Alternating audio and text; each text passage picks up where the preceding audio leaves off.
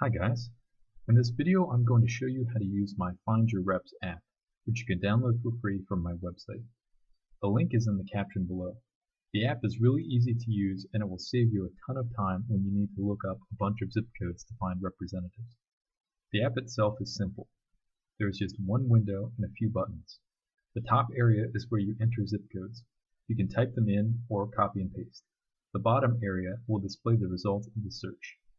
So let's try a simple example. 43082. Who represents this zip code? The answer is Pat Tiberi, and the zip code is located in the 12th district of Ohio. The results also include the senators from that state, in this case it's Sherrod Brown and Rob Portman. Basic contact info is included for each of the lawmakers as well. But this app really shines when you need to look up a bunch of zip codes, not just one. Most people would struggle along looking up each zip code one by one on the House's website. But this process is time consuming and error prone. Find Your Reps frees you from that. So let's consider a realistic scenario. Say you're helping some lobbying effort, and there are a number of supporters of your issue. You'll for sure want to connect with the representatives of those supporters. So somebody gives you the assignment to find the delegation for those supporters. You'll probably get this assignment in an email with the supporters' addresses. An email that looks something like this. This is typical. They provided you with the full addresses, but not in a way where you could easily extract the zip codes.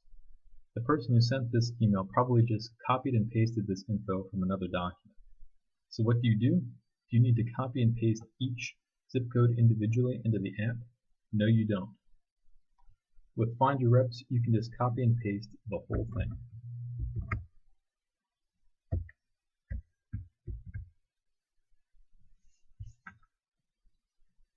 You'll notice that the zip codes have already been highlighted in blue. The app is smart. It considers any string of 5 consecutive numbers as a zip code. It also will recognize zip codes with the +4 extension. That is the 5 digits of the zip code, a hyphen, and then the 4 digits of the extension. This means you don't have to clean up messy data like that in the email. The app will sort it out. And as a check, just below the input area is a count of the zip codes the app has found. It says 18, which seems wrong. We know we have only 15 supporters. But let's start the lookup just to see what happens. And if there's something wrong, we'll figure it out later. To start a lookup, you just hit the submit button. We've got a bunch of results and a few colors. Green, yellow, red. The colors are important. Green indicates that a zip code resolved to a single representative. That's ideal. That's what we want. Unfortunately, not all zip codes resolve to a single district.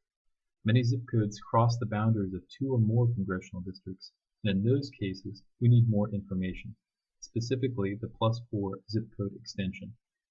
And it looks like we have a few such cases among our 15 supporters. When a zip code does not resolve to a single district, the app will show all possibilities and color them yellow. The last zip code in the list, 21117, is one of these zip codes, so let's fix it. The zip code overlaps 3 congressional districts. We need the +4 extension, and I've included a link in the app to the Postal Service's webpage that will give us that information. Click the link and it will open in a browser. We need to enter the address for this location. And there's a shortcut built into the app so that if you click on a row in the results area, the input area will scroll to display that zip code associated with that row. So let's do that. So we can see this up here. I'll enter the address.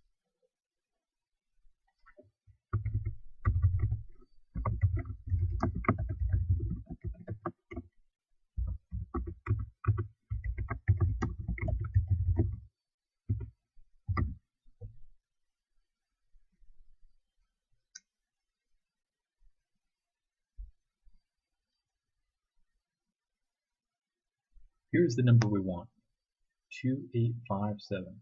So So I'll just tack this on to the end of this zip code, 2857. Now let's turn to the other problematic zip codes.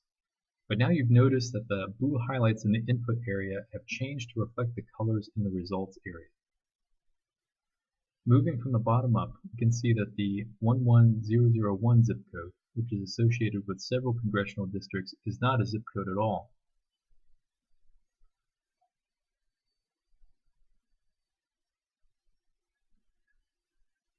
At least not one that we're interested in. Like I said, the app treats any 5 consecutive numbers as a zip code, but street numbers can also have 5 numbers, so they will get sucked into the lookup if you're not careful. Fortunately, the app allows you to easily deselect these numbers, so they are not included in the lookup. Simply right-click on them and select Ignore. To undo this, you can right-click again and select Include, but we don't want this one, so we're going to ignore it. Next, we see 21300, which is in red. Red means that this is not a valid zip code, but this is actually a street number as well, so let's ignore it and the problem is solved. Lastly, there is 11220 in yellow. This is another street number, not a zip code, so let's ignore this one too. Now if you look at the zip code's found number, it reads 15, which is the number of our supporters, so this is all correct.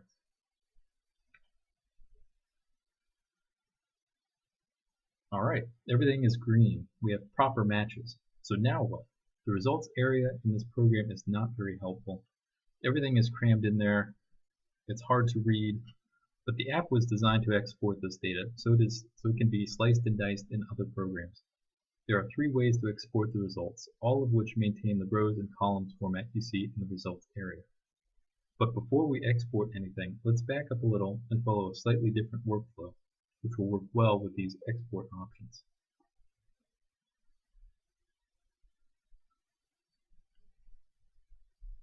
Here's the email again. Another common workflow in this kind of situation is that you'll get your list of zip codes in an Excel file, and there's one attached to this email.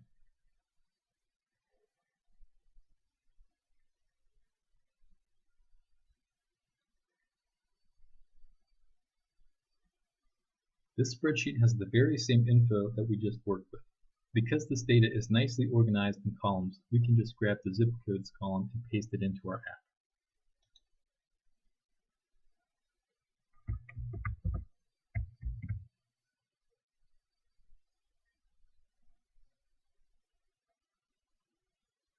Everything is highlighted, the count is 15, looks good, and there are our results. Different start but the same finish. So now let's talk exporting. The first option is just to copy the results to the clipboard. The other two will save the results to a file, either an Excel spreadsheet or a comma delimited file, which is a generic spreadsheet format. Since we already have the spreadsheet started, I'll choose the option to copy this to the clipboard. And I'll paste it next to the original data.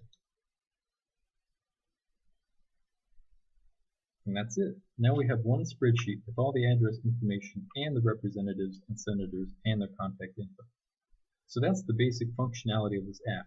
But before I quit, let's look at one more scenario that has a lot more zip codes and another piece of data that we'll do a quick calculation on. This is a list of 1,000 randomly selected government contractors, names omitted. The list has their addresses, city, state, and zip code, and the last column has the total value of their contracts over the last year. After I find the representatives for each of these contractors, I'll do some basic calculations in Excel to find which congressional district is receiving the most contracting revenue and which district has the most contractors located in it. So copy and paste like before.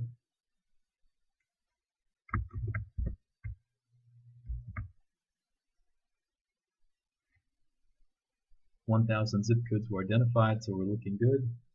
Submit. And that's it. It's done already. So let's export. Again, like before, since we already have a spreadsheet started, let's just add this info to it. Copy the clipboard. Paste. And there we go. everything syncs up. So let's quickly calculate some summary numbers with a pivot table. If you've never learned pivot tables in Excel, do learn them. They are very, very helpful. So the key field we want are rep district, which is our congressional districts, and then we're going to grab the total column twice. So in one case, we're just going to sum up all the total contracting values for each of the government contractors in each congressional district. In the other one, we'll just do a count, which will tell us how many contractors are in each congressional district. Let's fix the formatting. Sort from high to low. And here we go. So now we know that the 10th District of Virginia has the most contracting value, most contracting activity of the in our data set of 1,000 randomly selected government contractors, almost $850 million. The 10th District of Virginia is represented by Barbara Comstock, who was just elected. She's a new member, and her district is in the Washington, D.C. area. So let's sort by total number of contractors. So we have a tie. Two more Virginia districts. Virginia 11 is Jerry Connolly. He's a Democrat. And this is also in the Washington, D.C. area, as is Virginia 8, which is represented by Don Beyer, who is a new member just elected. So that's it. And if I wasn't talking, this could have been done in a few seconds. So this kind of analysis is very common. If you're meeting with members of Congress, you will definitely want to explain the constituency. You know, that this many people or companies in your district are interested in this issue, that this much business is going on, and that may be affected by this issue, and so on. Aggregating information by congressional district is essential, and my app helps with that process. So that's the basics of how to use the Find Your Reps app. Please stay tuned to my website for updates, and I welcome all feedback and feature requests. And thanks for watching.